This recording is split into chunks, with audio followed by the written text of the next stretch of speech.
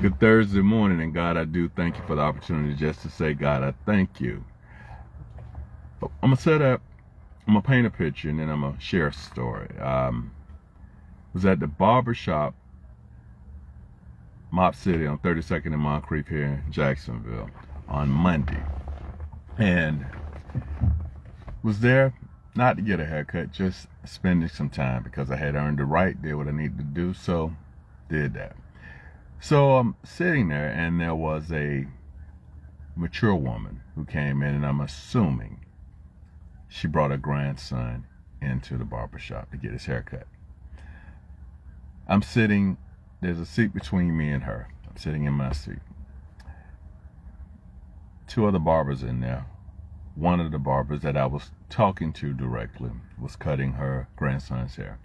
And the owner of the shop, he was sitting there. He was doing what he was doing. So me and the other barber who was cutting their hair, we were having a conversation, and the conversation was more of me asking questions and he was responding. He's a younger gentleman. So it was more on the lines of, what are your plans as far as your future? What do you want out of life? Where are you headed? Different things of that nature.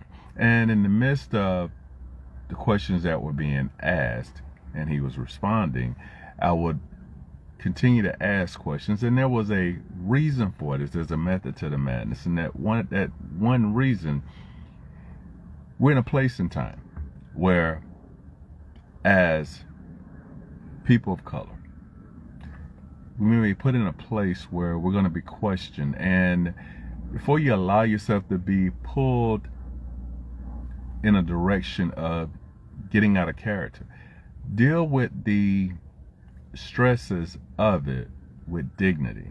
And if you know what you know, speak on it with confidence, which is all it was. Nothing against his way of thinking. It was just a conversation. So here where it gets fun. We talked about his family from the standpoint of his mother and father and how they raised him. We talked about his siblings, the responsibilities that he feel he carry, and how he's been raised again by his parents. We talked about selfishness. We talked about egos. We talked about a lot of different things, and it wasn't, again, so much of me talking. It was me putting things on the table and allowing him to respond, and I listened. No more, no less. Nothing against it. Thought it was a great conversation, in my opinion. So, at the end of the conversation, he was finishing up the young man's hair. The more mature woman, who was sitting one seat over from me, stood up, turned to me, and she said, "Who made you think you were perfect?" I said, "Excuse me?" She was looking directly at me, so I can see both of the barbers, and they're looking at me just as confused as I am. She responded, and she said it again. I said, "Ma'am, I am not perfect." But due to the fact she was a more mature person, and I'm going to respect that. I'm going to give her that respect, because there were a lot of things I wanted to say. I let it go. She chose to go to the barber that I was talking to, who again was a man, but a younger man. She expressed to him how thankful she was of his upbringing and who his parents were to him. She explained to him that never let anybody pull you away from what you know is right based on how your parents have raised you. Then she took it upon herself. She grabbed his hand and she prayed with him. So I took that to say she prayed with him to protect him from me. Reminder, a conversation between two other men in the shop. Then she went to the owner of the shop, who was sitting in his chair, and she turned to him, extended her hand, and thanked him and told him it was truly a pleasure meeting you, with her back turned to me, and that sent a message to me. And then she left. So me and the other barbers, we're sitting there, and we're both looking and trying to figure out, okay. So I took it upon myself, because I pride myself in being very respectful and not talking at people, but talking to people. So I asked the barber, I said, hey, please help me. Help me by sharing with me, telling me, bringing this to my attention. Did I at any point in time disrespect you with anything I said and the way I delivered it to you? He said, Mr. Craig, no. He said, I'm just as lost as you, because I'm trying to figure this out. And this is what he said. He said, I don't think she realized that you are a person that comes into this barbershop and you always leave us with something to think about. You drop jewels. I said, I can appreciate that. I said, but here's where the problem really lies with that. If she was actually listening to what we were talking about, keyword there, listening, then how did we end up where we are at this moment? I was judged. Now, I'm going to cross over just slightly. Since she took it upon herself to pray with the barber, I'd like to think she was a God-fearing woman. But she chose to judge me, and she didn't even know me, nor did she listen.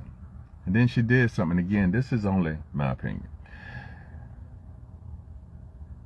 I am a praying person, but I don't extend a prayer with anybody without permission being granted. My personal opinion. But this one bothered me enough, and it's been on my heart, so I chose to release it today here. I don't want to make this into an agenda thing, but I need you to hear me. I was in the barbershop having a conversation with another young man just about life, not taking anything away from what his family had done or his way of thinking. It was just a conversation. And the more mature woman chose to judge a situation that honestly, in my opinion, had nothing to do with her. We have to know where we should be, or better yet, know when to say when. It allowed me the opportunity to kind of see another situation. It's always a lesson here.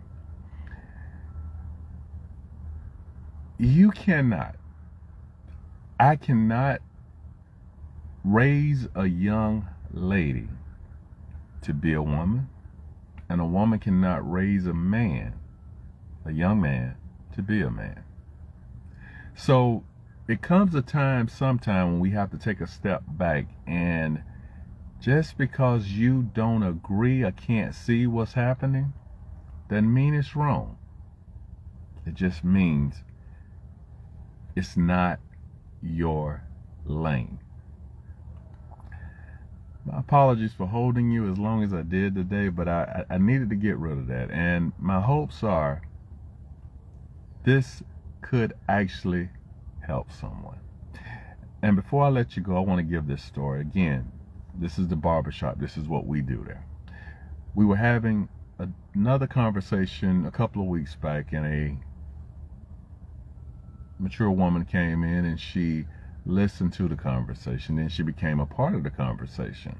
And at the end of the conversation, She said to all of us in the barbershop, she thanked us. And why did she thank us? She thanked us because she listened, she interacted, she asked questions, and she said, you know what? By being a part of this conversation today, it assisted me in being able to look in the mirror and realize there's some things that I need to fix. Be blessed on this Thursday. Thank you for allowing me to share, and take care.